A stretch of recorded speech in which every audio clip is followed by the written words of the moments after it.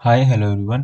यहाँ पे हम आगे की प्रोविजंस करेंगे सीआरपीसी के। अभी तक हमने 2 पार्ट्स किए हैं और अब आगे के देखते हैं। इसके बाद हमारी एक और वीडियो होगी जिसके अंदर हमारा सीआरपीसी कंप्लीट हो जाएगा। उससे पहले मैं आपको एक इन्फॉर्मेशन दे दूँ कि अगर आप जुडिशरी की कोचिंग करना चाहते हैं तो आप मेरी कोचिंग के थ्रू कर सकते हैं, कुशांग मित्तल जुडिशरी क्लासेज। यहाँ पे हम प्री प्लस मेंस दोनों को कवर करते हैं। ये क्लासेस हमारी ऑनलाइन होती हैं और जितने भी हमारे मेजर प्लस माइनर एक्ट्स होते हैं सभी को हम कवर करते हैं। अदर देन दिस जितना भी जजमेंट राइटिंग, आंसर राइटिंग और टेस्ट जो होते हैं वो आपके कंडक्ट कराए जाते हैं। तो अगर आप प्रिपरेशन करना चाहते हैं घर बैठे तो आप मुझे व्हाट्सएप कर सकते हो 7531000390 के ऊपर। चलिए अब हम आते हैं अपने आगे के टॉपिक के ऊपर जो हम कर रहे हैं।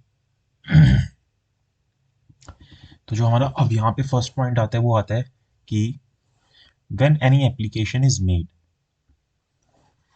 On court to any court and allegations are made there, कि जब भी हम कोई एप्लीकेशन किसी कोर्ट के अंदर लगाते हैं और वहाँ पे एलिगेशंस लगाते हैं उसी एप्लीकेशन के अंदर रिस्पेक्टिंग एनी पब्लिक सर्वेंट, और वो एप्लीकेशन किससे रिलेटेड होती है, किसी पब्लिक सर्वेंट से रिलेटेड होती है। The application may give evidence of the fact alleged in the application by the affidavit. तो यहाँ पे ये जो एप्लीकेशन है हम किस तरीके से दे सकते हैं, जो इसके अंदर एविडेंसेस देने हैं वो किस तरीके से दे सकते हैं, एफिडेविट के थ्रू दे सकते हैं। सेक्शन 295 बोलता है the evidence of any person whose evidence is of formal character may be given by affidavit. इसी तरीके से अगर किसी व्यक्ति के जो एविडेंस है वो किस नेचर के हैं, फॉर्मल कैरेक्टर के हैं, तो वो भी कैसे दिए जा सकते हैं, एफिडेविट के थ्रू दिए जा सकते हैं। सेक्शन 296 बोलता है। फिर जो भी एफिडेविट्स कोर्ट के सामने दिए जाएंगे सीआरपीसी के अंडर, उनको सॉन किया जाएगा या फिर अफर्म किया जाएगा किसी भी जज के सामने, जुडिशियल मजिस्ट्रेट के सामने या एग्जीक्यूटिव मजिस्ट्रेट के सामने या फिर किसी भी ओथ कमिश्नर के सामने या नोटरी के सामने। सेक्शन 297 बोलते हैं। तो इनमें से किसी के भी सामने आपको उनके अंदर क्या कराना होगा, उसको एफिडेविट को सॉन या अफर्म करना होगा इनमें से किसी भी व्यक्ति के सामने। Then provisions proving previous convictions are envisaged under section 298 of CrPC. तो जो भी चीजें हमें प्रीवियस कन्विक्शन से रिलेटेड प्रूव करनी है वो हमें सेक्शन 298 के अंदर दे रखी हैं। Section 299 provide that examination of witness in the absence of accused can be done, कि जब अगर एक्यूज प्रेजेंट नहीं है तो उसकी एब्सेंस के अंदर भी हम क्या कर सकते हैं, विटनेस को एग्जामिन कर सकते हैं। कब कर सकते हैं, वो सेक्शन 299 में बताया गया। A person accused of an offense before a criminal court can be called upon to give evidence on oath on his own request in writing। तो कोई भी व्यक्ति जो एक्यूज होता है क्या किया जा सकता है, मतलब किसी भी क्रिमिनल कोर्ट के सामने उसको ऑन ऑथ एविडेंस लेने के लिए बुलाया जा सकता है, वो जब खुद राइटिंग के अंदर लिख के देता है। The general provisions as to inquiries and trials have been prescribed under chapter 24 section 300 to 327। तो जितने भी जनरल प्रोविजंस है इंक्वायरीज और ट्रायल से रिलेटेड वो हमें चैप्टर 24 के अंदर दिए गए हैं, जिसके अंदर हमारे सेक्शन 300 से 327 तक आता है। अब सेक्शन 300 क्या बात करता है कि अगर कोई व्यक्ति को एक बार ही कन्विक्ट कर दिया गया है या एक बार ही एक्विट कर दिया गया है, can't be tried again for the same offence. तो उसी ऑफेंस के लिए उसके ऊपर दोबारा से ट्रायल नहीं चलाया जा सकता। तो एक बार ही अगर हो गया तो दोबारा से नहीं होगा। कॉन्स्टिट्यूशन भी बोलता है ये वाली बात और ये सेक्शन भी इसी बात को बोलता है। Section 300 talks about the principle of autrefois convict और डबल ज्योपार्टी, जिसको हम ऑट्रेफॉइस कन्विक्ट या डबल ज्योपार्टी भी बोलते हैं, कि एक चीज के लिए दो बारी उसके ऊपर ट्रायल नहीं चलेगा। A person acquitted or convicted of any offense may be afterward tried with the consent of state government for any distinct offense for which a separate charge might have been made against him at the former trial. की यहाँ पे बोल रहा है कि जो person जिसको equity कर दिया गया या कन्विक्ट कर दिया गया किसी भी ऑफेंस के लिए, उसको उसके ऊपर दोबारा से ट्रायल चल सकता है, लेकिन वहां पे क्या चाहिए, स्टेट गवर्नमेंट की कंसर्न चाहिए। लेकिन यहाँ पे क्या होगा कि अब अगर उसके ऊपर दोबारा से ट्रायल चलाना है तो किसी और चार्ज के अंदर चलाना पड़ेगा, कि जो भी उसके ऊपर पिछला ट्रायल चला था, जो फॉर्मल ट्रायल चला था, उसी के अंदर कोई डिस्ट्रिक्ट ऑफेंस के लिए जिसके लिए उसके ऊपर कोई सेपरेट चार्ज फॉर्म होना चाहिए था, उसके लिए सैंक्शन लिया जा सकता है। देन यहाँ पे बताया गया कि जो पब्लिक प्रोसिक्यूटर जो सेक्शन 24 में बनते हैं, असिस्टेंट पब्लिक प्रोसिक्यूटर सेक्शन 25 में बनते हैं, जो कि किसी भी केस के इंचार्ज होते हैं may appear and plead without any written authority before any court in which the case is under inquiry, trial or appeal। तो उनको कोई भी written authority की जरूरत नहीं है, वो किसी भी कोर्ट के सामने अपीयर हो सकते हैं और केस केस के अंदर इंक्वायरी, ट्रायल या अपील के अंदर अपने आप को प्रेजेंट कर सकते हैं। No police officer shall be permitted to conduct prosecution if he has taken part in the investigation into the offense with respect to which the accused is being prosecuted। तो यहाँ पे किसी भी उस पुलिस ऑफिसर को जिसने investigation किया है उसको प्रोसिक्यूशन नहीं बनाया जाएगा, उसके थ्रू प्रोसिक्यूशन कंडक्ट नहीं की जाएगी, उसको परमिशन नहीं मिलेगी। जिसने क्या किया है, इन्वेस्टिगेशन किया है उस पुलिस ऑफिसर को। Section 303 of CRPC provided any person accused of an offense or against whom proceedings are instituted under CRPC has the right to defended by a pleader of his choice। तो यहाँ पे ये इसको right दिया गया है कि उसको उसके चॉइस का क्या दिया जाएगा, प्लीडर दिया जाएगा। आर्टिकल 22 के अंदर भी ये बात की गई है। Where it appears to the court that the accused do not have sufficient means engaging pleader, the court shall assign the pleader for his defense at the expenses of the state। तो जहाँ पे court को ऐसा लगता है कि उसके पास इतने फंड्स नहीं है कि वो अपने लिए एक प्लीडर एंगेज कर पाएगा, तो वहाँ पे कोर्ट ही उसको स्टेट के एक्सपेंसेस के ऊपर एक एडवोकेट प्रोवाइड करवाएगा, जो कि लीगल सर्विस अथॉरिटी से मिलता है free of cost. Provision of free legal aid is provided under section 304 of CrPC. इसके प्रोविजन हमें 304 में मिलते हैं। जो फ्री लीगल एड की बात की जा रही है, फ्री एडवोकेट प्रोवाइड करने की बात की है। Procedure when corporation or registered societies and accused provided under section 305 of CrPC की अगर कोई कॉर्पोरेशन या रजिस्टर्ड सोसाइटी एक्यूज होती है तो उसका क्या प्रोसीजर चलेगा, वो हमें सेक्शन 305 के अंदर दे रखा है। Where the corporation is the accused person in inquiry or trial, it may appoint a representative for the purpose of inquiry or trial, and such appointment need not to be under the seal of the corporation। तो यहाँ पे किसी व्यक्ति को representative बनाया जा सकता है, क्योंकि कंपनी अपने आप में क्या है, एक लीगल पर्सन है, वो कोई नेचुरल पर्सन नहीं है, आर्टिफिशियल पर्सन है जो कि रियलिटी में एग्जिस्ट नहीं करता। तो उसको काम किससे करना पड़ेगा, किसी नेचुरल पर्सन से करना पड़ेगा। तो उसके लिए एक रिप्रेजेंटेटिव अपॉइंट कर दिया जाता है जो कि इसके बिहाफ पे काम करता है। सेक्शन 305 सबसेक्शन 2 बोलता है।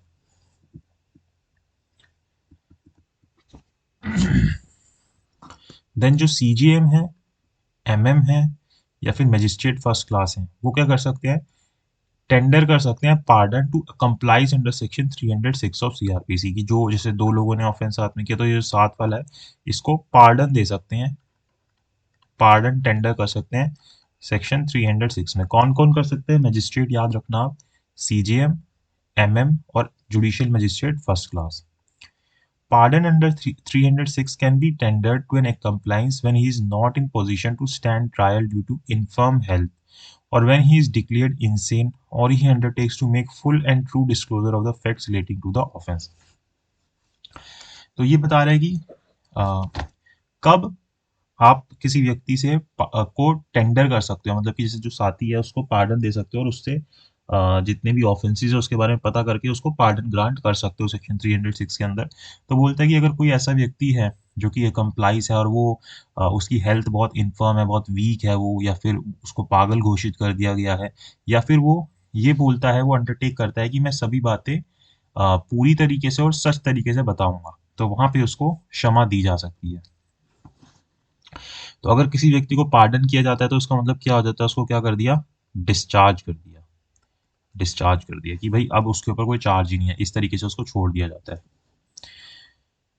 कोई भी व्यक्ति जो टेंडर को एक्सेप्ट करता है पार्डन के मेड अंडर सेक्शन 306 और 307 has either by wilfully concealing anything essential or by giving false evidence not complied with the conditions in which the tender was made is to be certified by the public prosecutor. की वो कोई condition break नहीं करेगा या कोई झूठ नहीं बोलेगा, तो इस चीज का सर्टिफाई कौन करता है, public prosecutor.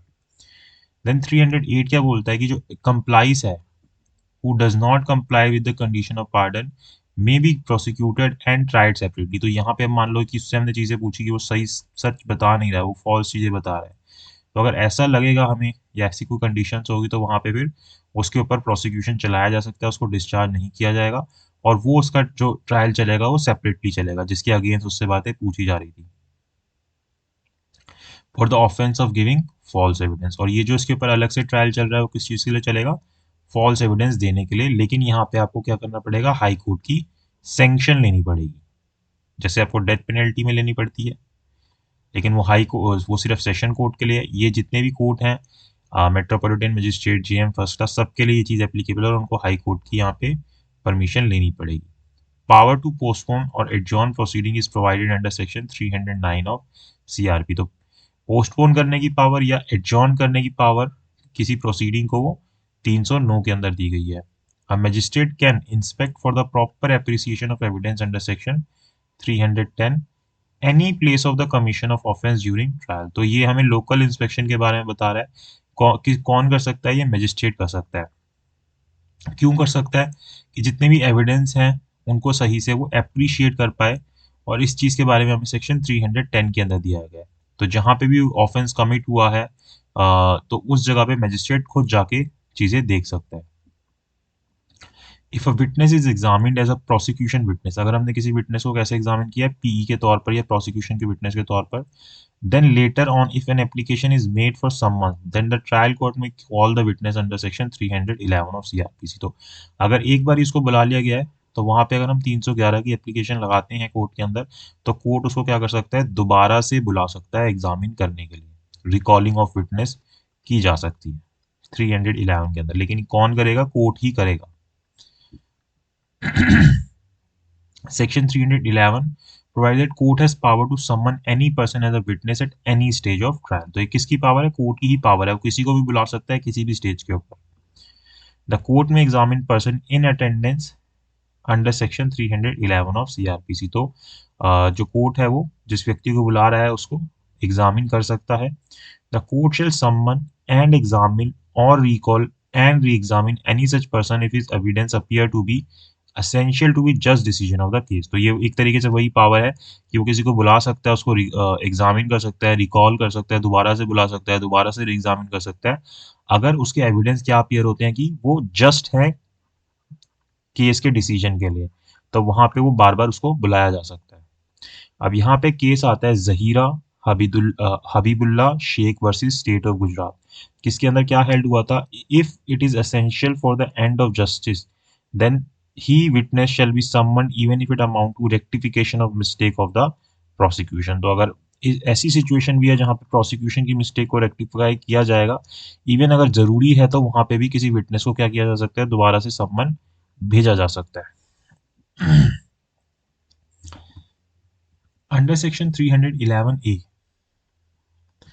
power is given to magistrate for first class if he is satisfied that it is expedient to direct any person to give specimen signature और handwriting। तो यहाँ पे मजिस्ट्रेट फर्स्ट क्लास को ये power दी गई है, जो JM first class है या एमएम है, कि वो किसी व्यक्ति से अगर मतलब वो इस बात से सहमत हो जाते हैं कि ये चीज़ ज़रूरी है, तो किसी व्यक्ति को उसके सिग्नेचर या हैंडराइटिंग देने के लिए वो बाधित कर सकते हैं कि आप अपने सिग्नेचर दीजिए या हैंडराइटिंग दीजिए, ताकि जो एक्सपर्ट्स हैं, जो फॉरेंसिक एक्सपर्ट्स हैं, वो आपको वेरीफाई कर सके कि आपकी ही राइटिंग है या आपके ही सिग्नेचर है या नहीं है, जो जो भी प्रूफ कर रहे हैं।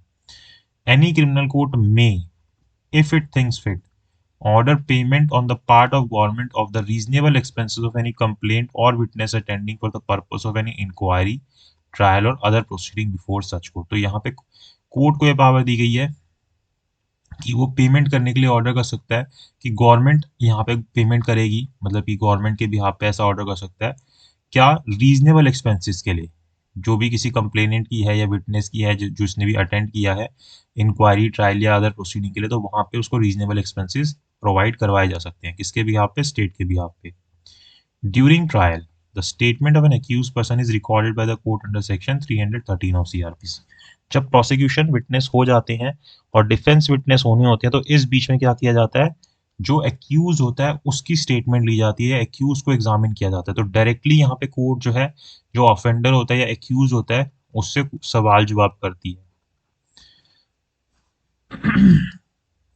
Under section 313 of CrPC, purpose of examination of accused to enable the accused personally to explain and circumstances appearing in the evidence against him। तो ये पर्पस क्या है कि यहाँ पे जज जो है accused से डायरेक्टली बात कर ले, पर्सनली उससे बात कर ले और पता लगा सके कि क्या चीजें हैं और क्या नहीं है, क्योंकि जब हम किसी से बात करते हैं तो हम ज़्यादा चीजें पता लगा सकते हैं। जब 313 के अंदर एग्जामिन किया जाता है circumstance incriminating the accused is not put to the accused for his explanation, कि आप ऐसे circumstances नहीं कर सकते जो कि accused को incriminate करे, is not put to the accused for his explanation. The said circumstances cannot be used against the accused because it is inadmissible in evidence. क्योंकि अगर इस तरीके के circumstances create किए जाएंगे तो क्या होंगे, इनएडमिसिबल होंगे एविडेंस के तौर पर, और वो क्या हो जाएंगे, इररेलेवेंट हो जाएंगे एविडेंस एंड लॉ, एविडेंस के हिसाब से। और लॉ क्या मैंडेट करता है, that it can not be taken into consideration, और अगर वो इररेलेवेंट हो गए तो फिर आप उसको मतलब केस के अंदर नहीं ले सकते। Section 313 of CrPC, the statement of the accused is not on oath, और यहाँ पे जो स्टेटमेंट ली जाती है वो ओथ के ऊपर नहीं होती, जो एक्यूज की स्टेटमेंट ली जाती है। Under 313 of CRPC, there is a direct dialogue between the court and the accused. तो वही आमने सामने बात करते हैं कोर्ट से, कोर्ट जो है एक्यूज से बात करता है, उससे पूछता है चीजें। फिर जो सेक्शन 313 सबसेक्शन 5 है, the examination of accused under 313 can be both oral as well as written, और ये जो एग्जामिनेशन है ये ओरल भी हो सकता है और रिटन भी हो सकता है, लेकिन ओथ के ऊपर नहीं होगा। The evidentiary value of statement of accused under 313 CRP is merely indicative in nature. तो इसकी कोई substantive value नहीं है, सिर्फ एक indicative nature का evidence होता है जो उसकी witness ली जाती है। An irregularity in examination of section 313 CRPC is curable irregularity under 465. तो अगर आप कोई irregularity कर भी देते हो तो वो क्या है, curable है 465 के अंदर। अब यहाँ पे केस आता है Dharampal Singh versus state of Punjab का। इसके अंदर क्या हेल्ड हुआ था कि जो एग्जामिनेशन की जाती है सेक्शन 313 सीआरपीसी के अंदर, वहां पे court will put only those fact which are adverse to the accused and it shall put the facts and not the interference that the court has drawn upon those facts. तो यहाँ पे इस case के अंदर बोला कि जो 313 में जब एग्जामिनेशन की जाएगी तो वहां पे एक्यूज के सामने सिर्फ वही बातें ली जाएंगी जो कि उसके अगेंस्ट है, उसके फेवर में नहीं है, और इन चीजों से कोर्ट क्या अपना माइंड बनाता है वो भी उसको नहीं बताया जाएगा एक्यूज को, कि उसके माइंड में क्या चल रहा है कोर्ट के माइंड में, तो ये सब चीजें नहीं बताई जाएंगी।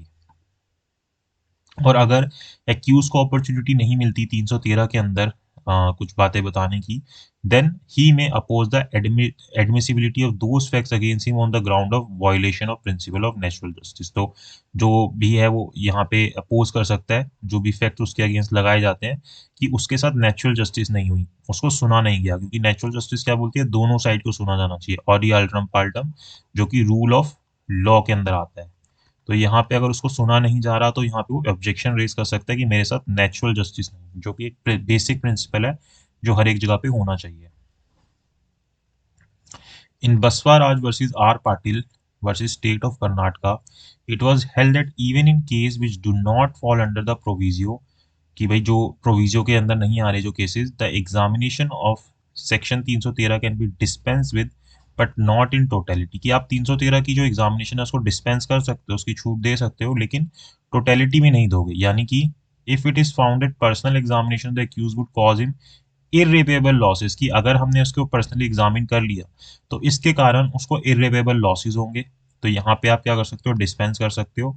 And the accused state that he doesn't even he doesn't have material explanation to the prosecution evidence, और साथ ही साथ वो ये बोल देता है कि मेरे पास कोई एविडेंसेस नहीं है प्रोसिक्यूशन के अगेंस्ट, देन द कोर्ट में कंडक्ट एग्जामिनेशन इन राइटिंग। तो वहां पे कोर्ट क्या करता है, राइटिंग में बता दे, डायरेक्ट उससे बातचीत नहीं करता, डिस्पेंस कर देता है, लेकिन बोलता है कि राइटिंग में बता दो कि आपको क्या लग रहा है।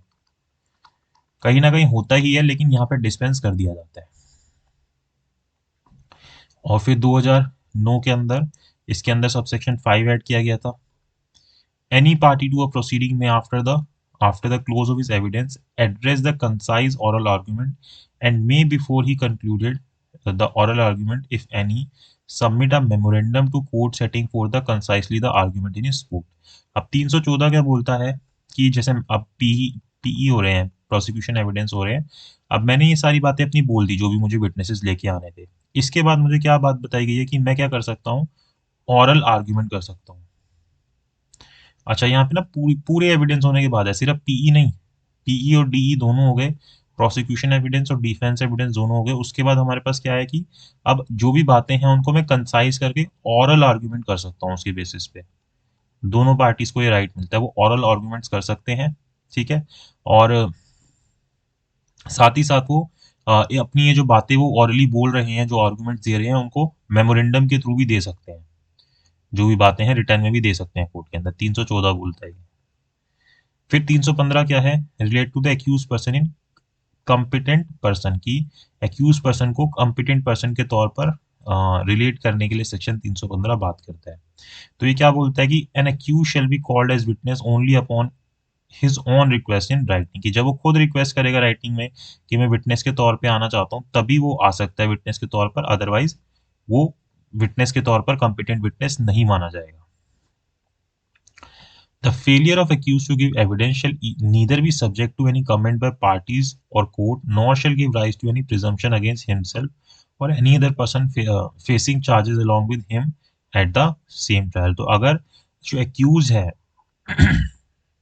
वो एविडेंस देने में फेल हो जाता है, तो यहाँ पे कोई भी जो कमेंट है वो पार्टीज के द्वारा या कोर्ट के द्वारा नहीं किया जाएगा, और ना ही कोई प्रिजम्पशन बनाई जाएगी उसके अगेंस्ट या फिर किसी और व्यक्ति के अगेंस्ट जो कि उसके साथ जिसके ऊपर ट्रायल चल रहा है, दो बंदों के ऊपर चल रहा है। तो अगर ये इस चीज को नहीं कर पाता, तो यहाँ पे बी के अगेंस्ट भी कोई प्रिजम्पशन नहीं बनाई जाएगी। देन 316 क्या बोलता है, no influence by means of any promise or threat or otherwise shall be used to an accused person to induce him to disclose or withhold any matter within his knowledge। तो यहाँ पे बोल रहा है कि आप किसी भी तरीके से कोई धमकी वगैरह या कोई प्रॉमिस नहीं करोगे, किसी भी तरीके से एक्यूज पर्सन को आप इंड्यूस नहीं करोगे कि वो किसी बातों को छुपाए या फिर विदहोल्ड करे अपनी नॉलेज के अंदर। तो ये चीजें आप नहीं करोगे कि उसको उकसा रहे हो कि ये बात मत बताइए हो, ऐसा कुछ नहीं करोगे आप। At any stage of inquiry or trial, the magistrate or judge is satisfied for reason to be recorded that the personal attendance of the accused before the court is not necessary। अब 317 के ऊपर आ गए। यहाँ पे क्या होता है कि जब प्रोसीडिंग चल रही है उस दौरान अगर मैजिस्ट्रेट या जज सेटिस्फाई हो जाता है इस बात से, जो भी रीजन है उसकी वजह से, कि इसकी जो पर्सनल अटेंडेंस है एक्यूज की, उसकी जरूरत नहीं है, वो जरूरी नहीं है जस्टिस के इंटरेस्ट के अंदर, ठीक है। या फिर जो एक्यूज है अगर वो बार बार आ रहा है, तो बार बार जो प्रोसीडिंग है उसको डिस्टर्ब कर रहा है, तो यहाँ पे कोर्ट क्या कर सकता है कि उसको डिस्पेंस कर देगा कि इसको बार बार मत लाओ, और उसके प्लीडर के थ्रू उसको रिप्रेजेंट कर दिया जाएगा। 317 ये बोलते हैं। Then if accused is unable to understand the proceeding and such proceeding result into conviction of the accused, then the proceeding shall be forwarded to the high court with a report of the circumstances and it shall then pass thereon such order as think fit। तो अगर कोई accused के against या accused जो है proceeding को समझने के काबिल नहीं है, और वहां पे उस प्रोसीडिंग के दौरान उसको कन्विक्शन हो जाती है, तो ऐसे में क्या किया जाएगा, इस केस को हाई कोर्ट फॉरवर्ड कर दिया जाएगा और सभी सर्कमस्टांसेस बता दिए जाएंगे हाई कोर्ट को, फिर हाई कोर्ट को जो ठीक लगेगा वो करेगा 318 के अंदर। 319 आता है, the power to proceed against other person appearing to be guilty of offence is provided under section 319। The power of additional prosecution has been provided under Section 319 CRPC. The Court of Session can take direct cognizance of additional prosecution under Section 319 CRPC। यानी कि मान लो कि एक case जो है वैसे तो directly commit होके कैसे आता है, एमएम या जीएम कमिट करके देता है, सेशन कोर्ट को 209 के अंदर या 323 के अंदर लिया जाता है।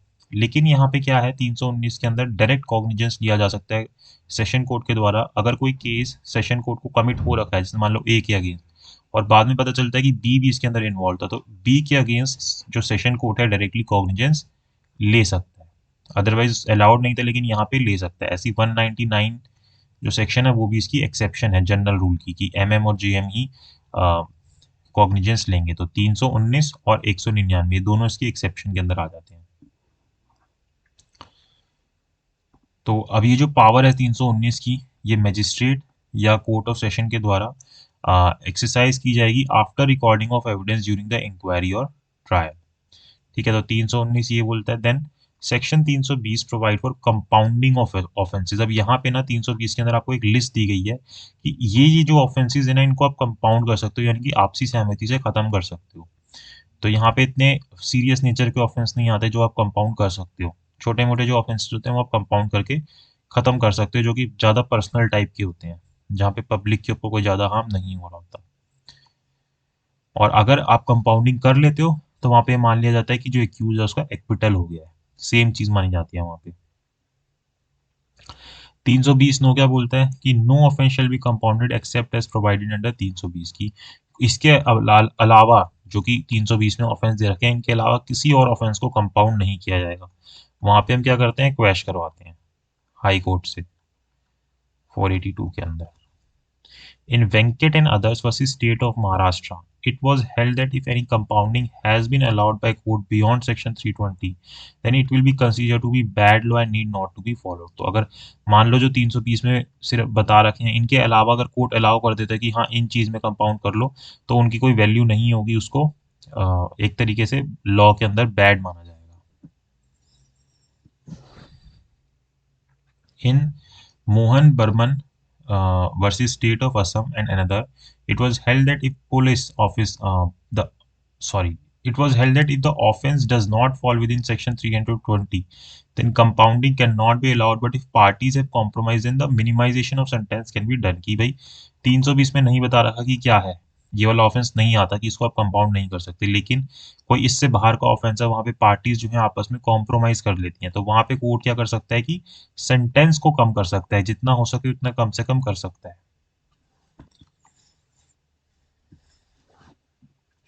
Compounding under 329 of CrPC similar to order 23 of rule 3 of CPC. तो जो 329 के अंदर कंपाउंडिंग की जाती है, जो हम ऑर्डर 23 के अंदर पढ़ते हैं रूल 3 के अंदर, सेम उसी तरीके से कंपाउंडिंग होती है, तो दोनों को आप रिलेट कर सकते हो।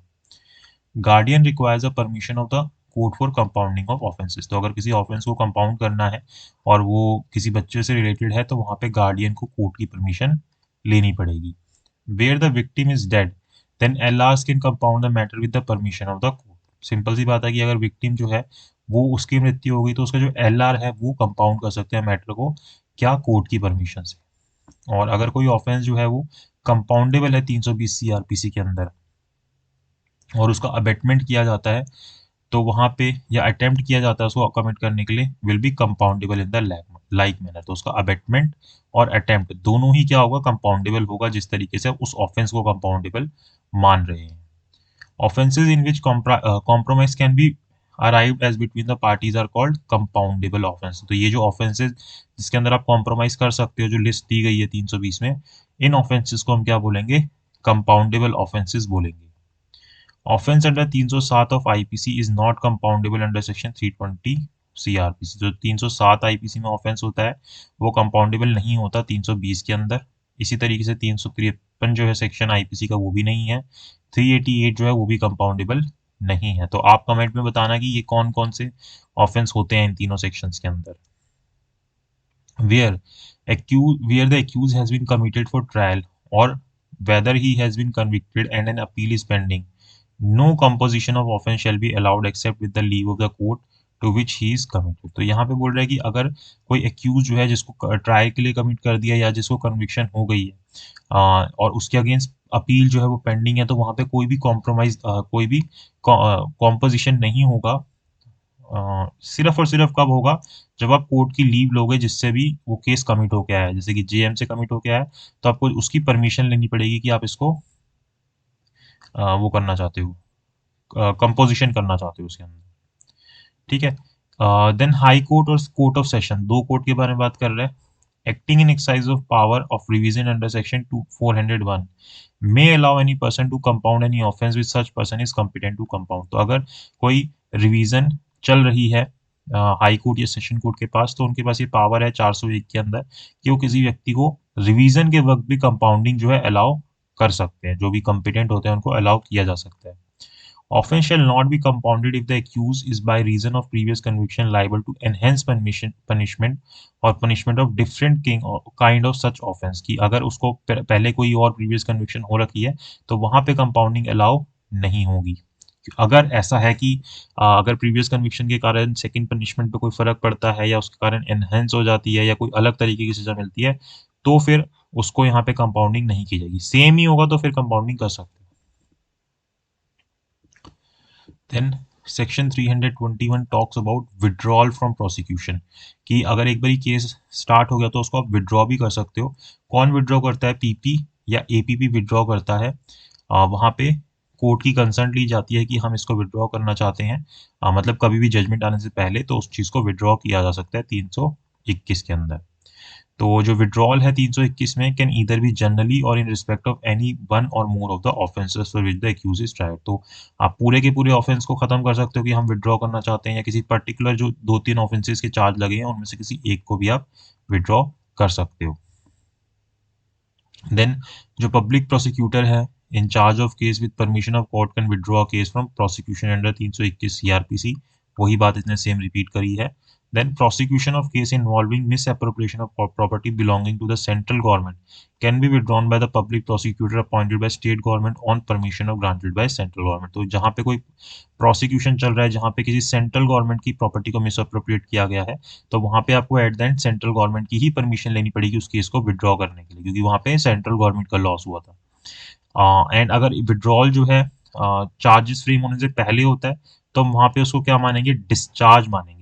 लेकिन अगर वो चार्जेस फ्रेम होने के बाद होता है तो हम उसको क्या मानेंगे, then the accused is acquitted in the respect of such offence. तो डिस्चार्ज कब है, जब चार्ज ही फ्रेम नहीं हुए, और एक्विटेड कब है, जब चार्ज फ्रेम हो गया। उसके बाद अगर विड्रॉ करोगे तो क्या है, एक्विट। उससे पहले करोगे तो क्या है, डिस्चार्ज है। Under Section 322 CRPC, if during trial or inquiry, magistrate is satisfied that he doesn't have jurisdiction to try the case, then he will submit the case to CJM। कि अगर ट्रायल के दौरान कहीं पे भी मजिस्ट्रेट को लगता है कि मैं कम्पिटेंट कोर्ट नहीं हूँ इसको केस को चलाने के लिए, तो वो उस केस को CJM को सबमिट किया जा सकता है उसके द्वारा। Conditions under which case can be transferred by judicial magistrate to chief judicial magistrate in 322 are that the case should be tried by CGM or the case is specifically triable by any other magistrate, और magistrate trying the case doesn't have the jurisdiction to try the case। तो ये बोल रहा है कि अगर 322 में CGM को देना है तो वहाँ पे जिस JM ने दिया है उस JM के पास jurisdiction ना हो, या फिर वो स्पेसिफिकली किसी और मजिस्ट्रेट के द्वारा ट्रायबल हो, तो वहाँ पे फिर वो CGM को सबमिट कर दिया जाएगा।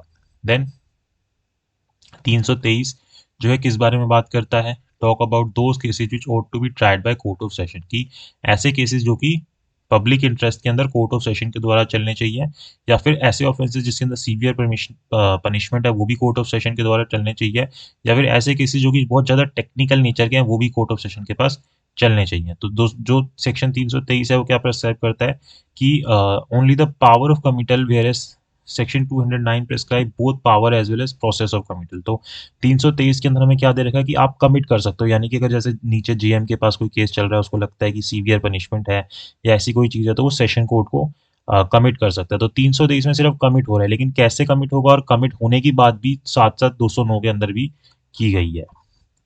तो a criminal case can be committed to the court of session by JM under section 209 of CrPC.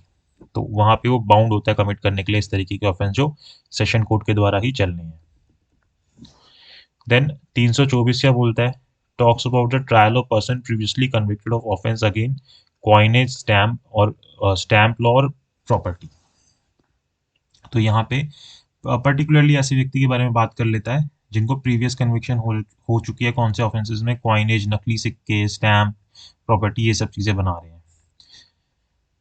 Whenever a magistrate is of opinion after hearing the evidence for prosecution and the accused, की दोनों side को सुनने के बाद अगर magistrate ये opinion रखता है that the accused is guilty and he ought to receive severe punishment, की एक्यूज जो है वो गिल्टी है और उसको सीवियर पनिशमेंट मिलनी चाहिए, then such magistrate is empower to inflict the magistrate may forward the case to CJM under section 325। तो ऐसे में वो क्या कर सकता है, सीजीएम के पास उस केस को ट्रांसफर कर सकता है कि उसको ये चीज़ दे दी जाए।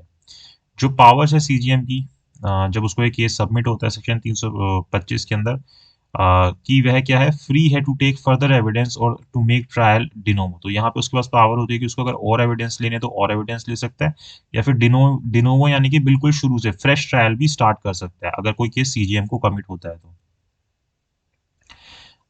When the personal attendance of the accused has already been dispensed with, or where the judgment is of that of acquittal, the presence of accused may be dispensed with at the time of delivering the judgment। कि या तो आपने पहले से dispense कर रखा है तो वहां पे नहीं होगा, या फिर अगर आप जजमेंट के अंदर एक्विटल करने वाले हैं तो भी अगर वो कोर्ट में नहीं खड़ा तो उससे कोई फर्क नहीं पड़ेगा, उसको आप डिस्पेंस कर सकते हो। Section 326 of CRPC talk about conviction और commitment on evidence partly recorded by one magistrate and partly by another. की 326 बात करता है कि जो ऐसी कन्विक्शंस या कमिटमेंट की जाती हैं ऐसे एविडेंसेस के बेसिस पे जो कि पार्टली जो है रिकॉर्ड की गई हैं एक मजिस्ट्रेट के द्वारा और पार्टली जो है दूसरे के द्वारा, कि एक आया था दूसरा गया तो आधी चीजें ये करके गया था आधी चीजें इसने की। For the purpose of inquiry or trying offence a criminal court shall be deem to be a open court. तो यहाँ पे अगर कोई भी इंक्वायरी या ट्रायल कुछ भी चल रहा है तो वहाँ पे क्रिमिनल कोर्ट को ओपन कोर्ट माना जाएगा कि सब वहाँ पे प्रेजेंट हो सकते हैं। Provision to accused person of unsound mind are provided under chapter 25। अब अनसाउंड माइंड के जो प्रोविजंस है जो अनसाउंड माइंड के एक्यूज होते हैं उनके बारे में चैप्टर 25 के अंदर बता रखा है, कहाँ से लेके कहाँ तक, 328 से लेके 339 के अंदर। तो जो सेक्शन 238 है वो क्या बोलता है कि लीगल प्रोटेक्शन दी जाएगी ऐसे व्यक्ति को जो कि अनसाउंड माइंड का, तो उसको भी क्या मिलेगी, लीगल प्रोटेक्शन मिलेगी, एडवोकेट मिलेगा, सब चीजें मिलेंगी। देन जो 329 है वो क्या बोलता है, वो प्रोसीजर प्रेस्क्राइब करता है किस चीज का, in case of person of unsound mind is tried before the court, की अगर किसी अनसाउंड माइंड व्यक्ति का प्रोसीजर कोर्ट के सामने चलता है तो उसका क्या प्रोसीजर होगा, वो 329 प्रेस्क्राइब करता है। देन अगर जो ट्रायल है वो किसी अनसाउंड पर्सन का है या फिर कोई प्रेमा फसाई केस नहीं बनता उसके अगेंस्ट, तो जो कोर्ट है क्या कर सकता है, डिस्चार्ज कर सकता है and deal with him the manner provided under 330, और जैसे 330 के अंदर बताया गया वैसे उस व्यक्ति से डील कर सकता है। If at the trial of an unsound person prima facie case is made against the accused, the court shall postpone the trial for such period as is required for treatment of the accused। तो यहाँ पे अगर कोई unsound person का trial चल रहा है तो वहां पे उस केस को क्या किया जा सकता है, रोका जा सकता है जब तक कि उसका उस एक्यूज का ट्रीटमेंट चल रहा है। देन 330 आता है for release of person of unsound mind pending investigation और ट्रायल, की आप क्या कर सकते हो कि जो अनसाउंड माइंड का व्यक्ति है या जिसकी इन्वेस्टिगेशन पेंडिंग है या ट्रायल पेंडिंग है उसको रिलीज किया जा सकता है। If a prima facie case is made against an accused and the case is one which bail may be given, the court shall release him on the bail। की अगर कोई prima facie case बन रहा है accused के against और वो अपने आप में बेल से रिलेटेड है तो वहां पे उसको बेल दे देनी चाहिए, provided an undertaking is taken from friend or relative that his treatment will be done on regular basis। और साथ ही साथ जो भी उसका रिलेटिव है जो मतलब पागल व्यक्ति है अनसाउंड व्यक्ति है वहां पे और कोई एक अंडरटेकिंग ले लिया जाएगा उसके फैमिली से या फ्रेंड से कि उसको जो है रेगुलर बेसिस पे ट्रीटमेंट प्रोवाइड करेंगे और उसको किसी भी तरीके की इंजरी प्रोवाइड करने से खुद को या किसी और व्यक्ति को कंट्रोल करेंगे, रोकेंगे कि वो इस तरीके से किसी को इंजरी ना पहुंचाए। If prima facie case is made against the accused and the case is one in which bail cannot be granted, लेकिन अगर मान लो accused के अगेंस्ट prima facie केस बन जाता है और वो ऐसा केस है जहाँ पे बेल ग्रांट नहीं की जा सकती, तो कोर्ट वहां पे क्या करेगा कि order the accused to be kept in such place where regular psychiatric treatment can be provided. तो वहां पे कोर्ट ऐसा ऑर्डर कर देगा कि ऐसी जगह पे रख लो जहाँ पे साइकेट्रिक ट्रीटमेंट दिया जा सके। Then section 331 of CrPC provided if unsoundness of the accused has ceased, कि अब जो उसकी अनसाउंडनेस है वो सीज हो गई है, then the court shall resume the inquiry or trial. तो फिर उसके बाद दोबारा से उसकी इंक्वायरी ट्रायल दोबारा स्टार्ट हो सकती है। To appear before and brought before the such magistrate, तो फिर उसको कोर्ट के सामने अपीयर होना होगा या फिर उसको अपीयर करवाया जाएगा। देन 332 क्या बोलता है, if after appearing before the court as per 331 the accused is still unable to make his defense, the magistrate shall deal with the accused in accordance with provisions of section 330। और वो अभी भी अपने defence नहीं कर पा रहा होता तो फिर दोबारा से उसके साथ 330 की तरह डील किया जाता है। देन 333 क्या बोलता है कि जब इंक्वायरी या ट्रायल चल रही होगी और कोर्ट के पास कोई रीजन टू बिलीव नहीं होगा कि जो एक्यूज ने कोई ऑफेंस कमिट किया है और वो व्यक्ति जो है अनसाउंड माइंड का है, तो पर्टिकुलरली अनसाउंड माइंड से रिलेटेड हमारी बातें चल रही है और वो जो है इसलिए इनकेपेबल है इस नेचर के एक्ट को करने के लिए, तो मजिस्ट्रेट क्या कर सकता है, उस केस के साथ प्रोसीड कर सकता है।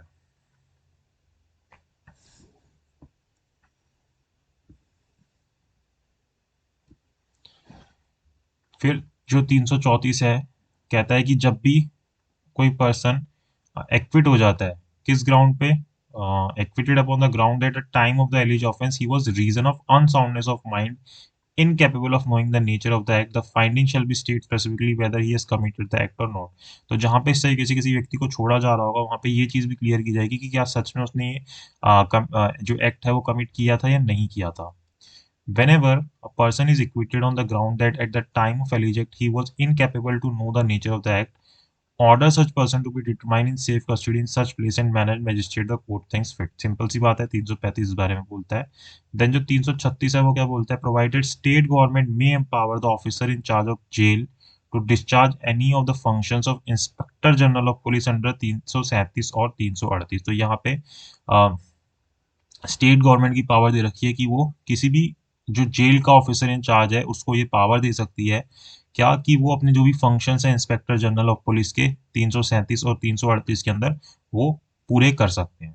तो 337 क्या है, when a person is detain in jail as per provision under section 330 subsection 2, कि अगर किसी व्यक्ति को इस तरीके से जेल में डिटेन कर लिया जाता है and the visitor satisfy that such person is capable of making his defense, he shall be taken before the magistrate। और वहाँ पे जो विजिटर है वही सेटिस्फाई कर देता है कि ये जो पर्सन है वो अपना डिफेंस लेने के लिए कैपेबल है, तो वहाँ पे फिर उसको मजिस्ट्रेट के सामने अपीयर करवाया जाता है।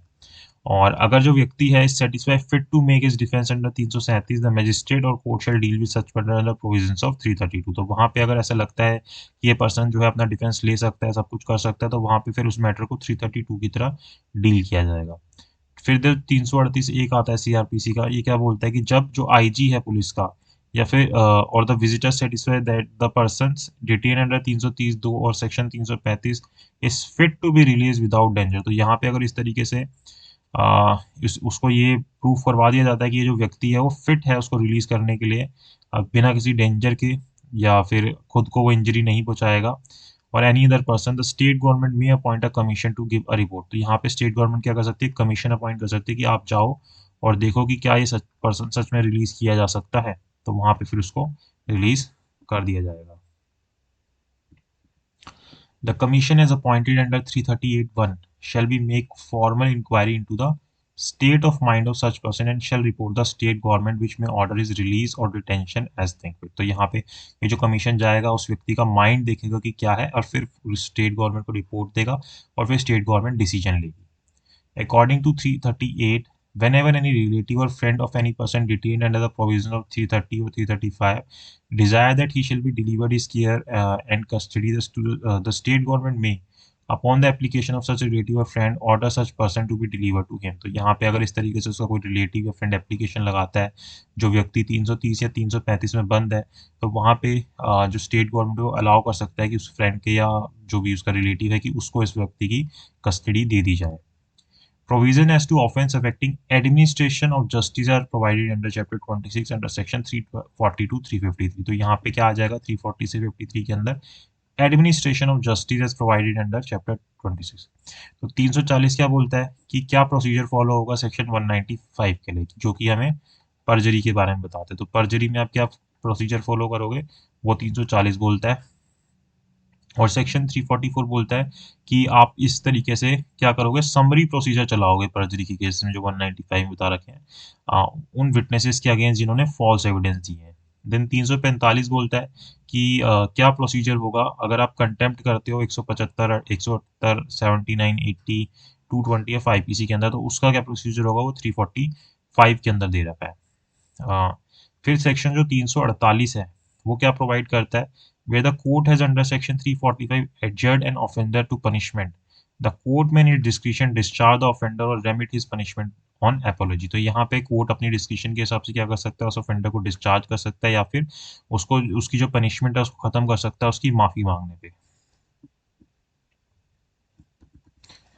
According to 349 of CRPC, if a witness or a person has been called to produce a thing or document in court refuse to answer such questions as put to him or to produce that thing which the court require him to produce without any reasonable excuse, the court can sentence him to simple imprisonment up to 7 days। तो यहाँ पे court के पास ये power है कि अगर वो किसी को बुला रहा है कि कोई चीज या कोई डॉक्यूमेंट जो है उसको प्रोड्यूस करो और वहाँ पे नहीं करता या नहीं लेके आता, तो कोर्ट के पास ये पावर है कि उस व्यक्ति को 7 दिन की सिंपल इम्प्रिजमेंट की जा सकती है।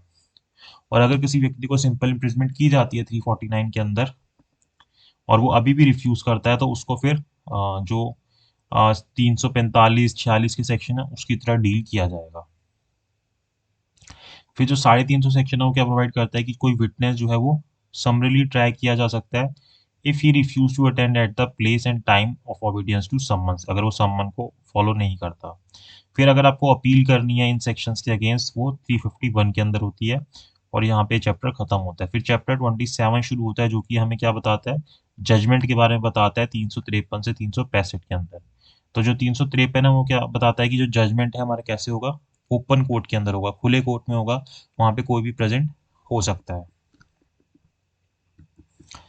As per section 354 judgment shall be written in language of the court, कि आप उसको कोर्ट की लैंग्वेज में लिखोगे, जो भी कोर्ट की लैंग्वेज है। और उसके अंदर जितनी भी बातें हैं वो डिटरमाइन की जाएंगी, एक रीजन डिसीजन दिया जाएगा कि ये डिसीजन क्यों लिया गया। देन अगर जो कन्विक्शन है वो किस चीज़ से रिलेटेड होती है, डेथ से, या फिर अल्टरनेटिव के अंदर लाइफ इम्प्रिजमेंट, या फिर इस तरीके की कोई चीज़ होती है, देन देन जो जजमेंट है वो, और उसके अंदर रीजन लिखेगा कि क्यों इस तरीके का सेंटेंस किया जा रहा है। और अगर डेथ सेंटेंस है तो उसके लिए स्पेशल रीजन भी लिखा जाएगा कि क्यों इसके अंदर डेथ सेंटेंस दिया गया है। और फिर 355 क्या बोलता है कि जो जजमेंट एमएम के द्वारा दिए जाते हैं, मेट्रोपॉलिटन मजिस्ट्रेट, जो कि 1 मिलियन से ज्यादा पॉपुलेशन वाली जगह पे होते हैं। देन जो 357 है वो क्या कंटेन करता है, कंपनसेटरी जस्टिस के बारे में बताता है। तो यहाँ पे क्या है कि जो विक्टिम है उसको कंपनसेशन देने की बात की जा रही है 357 के अंदर। तो ये जो कंपनसेशन है वो पे करवाया जा सकता है विक्टिम को, किसके द्वारा, ट्रायल कोर्ट के द्वारा, या फिर अपीलेट कोर्ट के द्वारा, या रिविजनल कोर्ट के द्वारा। अब ये जो कंपनसेशन है ये कहाँ से मिलता है, ये विक्टिम कंपनसेशन स्कीम से मिलता है, जो कि 357 ए के थ्रू बनाई गई है ये स्कीम 2009 की अमेंडमेंट के बाद। तो ये जो विक्टिम कंपनसेशन स्कीम है ये सीआरपीसी के अंदर सीआरपीसी अमेंडमेंट एक्ट 2008 के थ्रू ऐड की गई, जो कि 2009 से एप्लीकेबल हुआ। और ये जो हमारी विक्टिम कंपनसेशन स्कीम है ये क्या बोलती है कि every state government in coordination with the central government shall prepare a scheme for providing fund for the purpose of compensation. तो यहाँ पे एक ये स्कीम बनाएंगे जिसके थ्रू जो सेंट्रल प्लस स्टेट गवर्नमेंट है वो कंपनसेशन प्रोवाइड करेंगे, किसको, विक्टिम्स को और उनके डिपेंडेंट को, जिनको भी उसके कारण लॉस या इंजरी हुई है, जो क्राइम घटित हुआ है उसके कारण। देन 357 बी क्या बोलता है कि हर एक जो भी कंपनसेशन पेबल होगा स्टेट गवर्नमेंट के द्वारा under 357 A shall be in payment shall be in addition to payment of प्यूने to victim under section 326 A or 376 D. तो ये जो है इसके एक्स्ट्रा में होगा, जो भी पेमेंट होगी ना यहाँ पे कंपनसेशन स्टेट गवर्नमेंट के द्वारा किया जाएगा, वो 326 ए और 376 डी के अलावा आईपीसी के एडिशन में किया जाएगा, ये एडिशन में होगा ये जो होगा।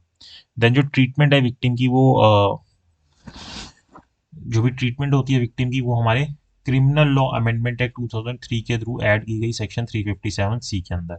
तो यहाँ पे क्या बोलता है कि अगर कोई भी हॉस्पिटल जो कि सेंट्रल गवर्नमेंट के द्वारा रन किए जा रहे हैं या स्टेट गवर्नमेंट के द्वारा या किसी भी लोकल बॉडी के द्वारा, और any other persons contravene the provisions of section 357C shall be punished under section 166B of IPC. तो यहाँ पे अगर कोई 357 सी का वायोलेशन करता है तो उसको 166 बी ऑफ आईपीसी के अंदर सजा दी जाती है। अब केस आता है Lakshmi versus union of India. इसके अंदर सुप्रीम कोर्ट ने क्या दिया कि supreme court has given direction for medical treatment of the victim of acid attack, की उनका मेडिकल ट्रीटमेंट करवाया जाएगा, जो भी इसके विक्टिम होंगे किसके, एसिड अटैक के, उसके बारे में इस केस के अंदर बोला गया। देन जो मजिस्ट्रेट है जिसके द्वारा केस सुना गया है वो कंपनसेशन अवॉर्ड कर सकता है, दे सकता है कंपनसेशन, लेकिन वो 1,000 रुपये से ज़्यादा की नहीं होगी। Not exceeding 1,000 rupees to be paid to any person groundlessly arrested. तो अगर कोई व्यक्ति ग्राउंडलेसली अरेस्ट हो गया तो उसको मैक्सिमम 1,000 रुपये तक का कंपनसेशन पे करवाया जाएगा। जिसने भी इस अरेस्ट को किया है उससे इस व्यक्ति को जिसको गलत कर लिया उसको कंपनसेशन पे करवाया जाएगा।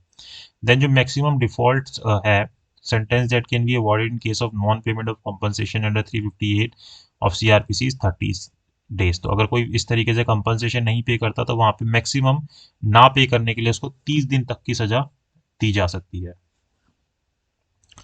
देन जो सेक्शन 359 है सीआरपीसी का वो क्या प्रोवाइड करता है कि कोई भी व्यक्ति that in any complaint of non cognizable offence the court में ऑर्डर द एक्यूज टू पे कॉस्ट टू द कंप्लेंट। तो यहाँ पे कोर्ट ऑर्डर कर सकता है कि उसको कि आप जो है कंप्लेनेंट को कॉस्ट पे कर दो in addition to penalty impose upon him. तो जो भी पेनल्टी लगी है प्लस कॉस्ट जो है उसके ऊपर लगाई जा सकती है। Then provision of 360 CRPC shall not apply to any person above the age of 18 years who is found guilty of having committed the offence under Scheduled Caste and Scheduled Tribe Act। तो अगर कोई व्यक्ति 18 से ऊपर का है और इसके अंदर उसने कोई ऑफेंस किया तो उसके ऊपर 360 सीआरपीसी एप्लीकेबल नहीं होगा। अब 360 सीआरपीसी किस बारे में बात करता है? ये बात करता है कि आप किसी व्यक्ति को रिलीज कर सकते हो प्रोबेशन के ऊपर अगर उसका कंडक्ट कैसा है, गुड है, या फिर एडमोनिशन के बाद उसको आप इस तरीके से रिलीज कर सकते हो। तो अब ये क्या है 360 के अंदर बेसिकली, जिसके ऊपर प्रोबेशन एंड ऑफेंडर्स एक्ट भी बना हुआ है, कि अगर कोई व्यक्ति जो कि when a person not under 21 years of age is convicted of an offense punishable with fine or with imprisonment for term up to 7 years। कितना? या तो पनिशमेंट लग सकती है या फिर मतलब जो पनिशमेंट लगेगी उसके अंदर या तो फाइन होगा या फिर इम्प्रिजमेंट होगी, और वो इम्प्रिजमेंट कितने टाइम तक की होगी? 7 साल तक की होगी। और उस व्यक्ति के अगेंस्ट कोई भी प्रीवियस कन्विक्शन नहीं होगी या प्रूव नहीं हुई होगी उस ऑफेंडर के अगेंस्ट। और अगर कोर्ट को ये ठीक लगेगा कि जो जिसके भी सामने वो व्यक्ति कन्विक्ट हुआ था regarding being had to his age, character and antecedent, the court may instead of sentencing him at once to any punishment direct that he be release on his entering into a bond and keep the peace and good behaviour. तो यहाँ पे अगर court को ठीक लगता है कि इसको पनिशमेंट नहीं देनी चाहिए तो वहाँ पे प्रोबेशन पे उसको छोड़ा जा सकता है कि वो गुड जो बिहेवियर वो बाहर मेंटेन करेगा, उससे बॉन्ड साइन करवा लिया जाएगा। When a person under 21 years of age or any woman is convicted of an offense not punishable with death or imprisonment for life, कि इनके लिए ये थोड़ा बढ़ा दिया, जो कि 21 साल से कम के हैं, वो 21 साल से ऊपर के लिए था, 21 साल से कम के हैं, और कोई भी वुमेन है उसके लिए भी अगर वो कोई ऐसा ऑफेंस करते हैं जहाँ पे पनिशमेंट डेथ के अलावा या इम्प्रिजमेंट फॉर लाइफ के अलावा कोई और पनिशमेंट है, वहाँ पे 7 साल तक वाली थी, यहाँ पे कोई भी है, और उस पर्सन के अगेंस्ट कोई भी प्रीवियस कन्विक्शन नहीं है ऑफेंडर के अगेंस्ट, और कोर्ट को ये ठीक लगता है जिसने भी इसको कन्विक्ट कर रहा था कि उसके एज, करेक्टर और एंटिस्टेंट को देखते हुए कि उसको सेंटेंस देने की जगह पे क्या कर देना चाहिए, बॉन्ड लेके छोड़ देना चाहिए कि वो पीस एंड गुड बिहेवियर को मेंटेन करेगा। लेकिन अगर कोई व्यक्ति जो कि कन्विक्ट है किसका, थेफ्ट का, या थेफ्ट इन बिल्डिंग, डिसऑनेस्ट मिसअप्रोप्रिएशन, चीटिंग, या कोई और ऑफेंस आईपीसी के अंदर जिसके अंदर पनिशमेंट जो है 2 साल तक की है या फाइन है only and no previous conviction is proved against him, और उस व्यक्ति के अगेंस्ट जिसने इनमें से कोई ऑफेंस किया उसके अगेंस्ट कोई प्रीवियस कन्विक्शन प्रूव नहीं होती, तो कोर्ट क्या कर सकता है, उसको सेंटेंस करने की जगह पे एडमोनिशन के अंदर छोड़ सकता है, ड्यू एडमिशन के पास एडमोनिशन के बाद छोड़ सकता है 360 सबसेक्शन 3 के अंदर। देन ये वाले जो ऑर्डर्स हैं जो हम 360 में पढ़ रहे हैं एडमोनिशन पे छोड़ने पे या प्रोबेशन पे छोड़ने के लिए, ये अपीलेट कोर्ट भी कर सकता है, हाई कोर्ट भी कर सकता है, कोर्ट ऑफ सेशन भी कर सकता है, जब भी वो अपनी रिवीजन की पावर को एंजॉय कर रहे होंगे या अपील की पावर को एंजॉय कर रहे होंगे। और अगर कोर्ट सेटिस्फाई हो जाता है कि जो ऑफेंडर है वो फेल्ड हो गया किस चीज़ के अंदर, to observe any of the condition of his recognition, it may after hearing the case against him pass sentence, तो जो भी कंडीशन है वो कुछ नहीं कर पाता या जो भी उसको कंडीशन लगाई गई थी उनके अंदर फेल हो जाता है, तो फिर कोर्ट सुनवाई करने के बाद उसको सेंटेंस पास कर सकता है, उसको जेल में भेज सकता है। फिर जो 362 सेक्शन है सीआरपीसी का, द रिव्यू ऑफ जजमेंट और final order is prohibited except to correct a clerical और अरिथमेटिकल एरर। तो यहाँ पे क्या बोला कि किसी जजमेंट का क्या किया जा सकता है, रिव्यू किया जा सकता है, या किसी फाइनल ऑर्डर का भी क्या किया जा सकता है, रिव्यू किया जा सकता है। कब किया जा सकता है? जब उसके अंदर कोई क्लरिकल या अरिथमेटिकल एरर हो, अदरवाइज प्रोहिबिटेड है, उसके अलावा वो अदरवाइज नहीं किया जाएगा। अगर कोई क्लरिकल या अरिथमेटिकल एरर है तो फिर रिव्यू किया जा सकता है। देन जो 362 है सीआरपीसी का, वो क्या कहता है कि कोई भी कोर्ट जो है अपने जजमेंट को अल्टर नहीं करेगा एक बार उसने जब उसको साइन कर दिया तो उसके बाद उसको वो अल्टर नहीं कर सकता। देन जो 363 है वो क्या बोलता है कि जब जो एक्यूज है उसको इम्प्रिजमेंट हुई है, ठीक है, अब copy of the judgment is to be given to the accused and other person, तो यहाँ पे उस इम्प्रिजमेंट की जो कॉपी है वो एक्यूज को या किसी और व्यक्ति को दी जाएगी। फिर यहाँ से हमारा चैप्टर 28 स्टार्ट होता है जो कि 366 से लेके 371 तक आता है, और वो कौन किस चीज़ से बात करता है, सबमिशन ऑफ डेथ सेंटेंस के बारे में बात करता है। जो सेशन कोर्ट जब डेथ सेंटेंस पास करता है तो उसको कंफर्मेशन के लिए कहाँ भेजता है, हाई कोर्ट में भेजता है। तो ये जो बातें हैं ये हमें कहाँ पे बता रखी हैं, 366 से 371 के अंदर बता रखी हैं। तो आज के लिए हम इतना ही करते हैं। देन हमारे जो सेक्शन मतलब जो एक वीडियो और बनेगी और इसके अंदर आपका जो सीआरपीसी है वो कंप्लीट हो जाएगा। आई होप आपको यहाँ तक समझ आ रहा हो। अगर आपको वीडियो अच्छी लगी हो तो लाइक कीजिएगा, शेयर कीजिएगा, और चैनल को सब्सक्राइब ज़रूर कीजिएगा। और अगर आप जुडिशरी की तैयारी करना चाहते हैं तो आप मुझे 7531000390 के ऊपर व्हाट्सएप के थ्रू कॉन्टैक्ट कर सकते हैं और अपनी तैयारी शुरू कर सकते हैं। Thank you so much for watching this video.